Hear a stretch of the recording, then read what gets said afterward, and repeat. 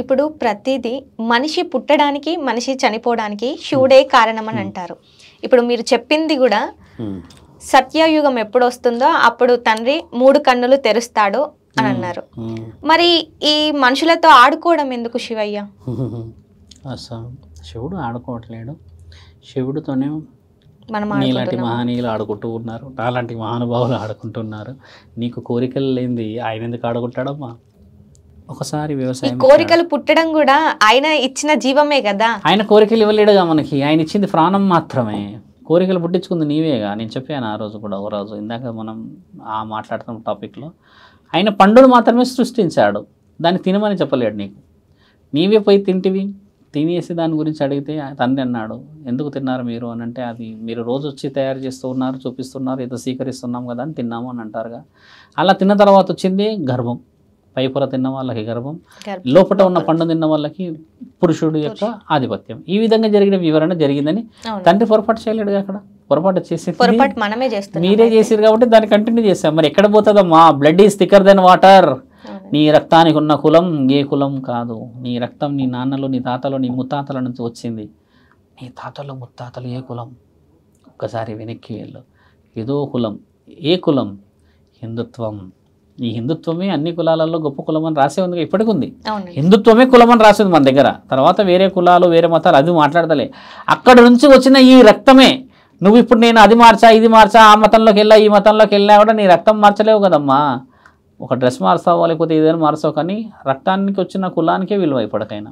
అందుకని ఇలవెల్పులు ఎవరు, కులదైవాలు ఎవరు అనేది తెలుసుకోవాలి. వీరన్నట్టు శివుడు ఇన్ని పరీక్షలు ఎందుకు పెడుతున్నాడు అని అంటే, ఆయన ప్రాణదాత. నిన్ను న్యాయంగా బతుకు అని అంటే నువ్వు అన్యాయంగా ఉంటావు. మళ్ళీ శరణగతి అని శివుడిని కోరుకుంటావు, అయినా నీకు అవకాశం ఇస్తాడు. మళ్ళీ శరణగతి అని శివుడిని కోరుకుంటావు, మళ్ళీ అవకాశం ఇస్తాడు. ఇన్నిసార్లు అవకాశం ఇస్తూ ఇస్తూ ఇస్తూ ఇస్తూ ఇస్తూ ఇస్తూ ఈరోజు ఇక్కడికి తెచ్చుకున్నాం ఇంత రాజకీయాలకి.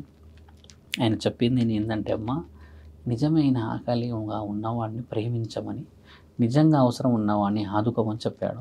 ఇక్కడ అలా లేదు కదమ్మా. సత్యయుగంలోనే రాసిపెట్టారు ఏ విధంగా జరుగుతుంది కలియుగం అని. ద్వాపర యుగంలోనే రాసిపెట్టారు పాండవులు ఏ విధంగా రాబోతుంది కలియుగం అని. భాగవతంలోనే శ్రీకృష్ణుడు రాసించాడు ఏ విధంగా జరిగిపోతుందని. 16వ శతాబ్దం కలియుగం ఎలా ఉంటుందని కలియుగంలోనే రాశాడు. ఆయన కాలజ్ఞానం మన వచ్చేసి పోతులూరి వీరబ్రహ్మేంద్రం. ఆయన గారు వచ్చేసి మిగతా వాళ్ళేమో యుగాలలో రాసి చెప్పారు కలియుగం ఎలా ఉంటుందో.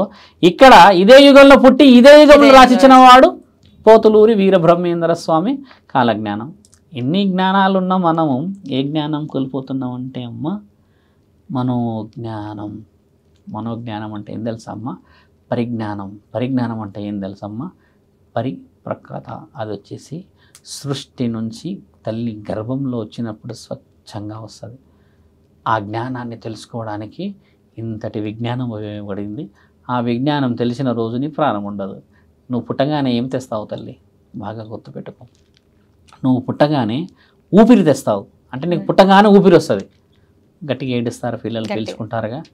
ఇక పుట్టినప్పటి నుంచి ఊపిరి పీల్చుకున్నప్పటి నుంచి మంచి పేరు, మంచి చదువు, మంచి ఎడ్యుకేషన్, ఇండియా ఎవ్రీ ఫైనాన్స్ మస్తు సెటిల్డ్ గురించి ఆలోచిస్తావు.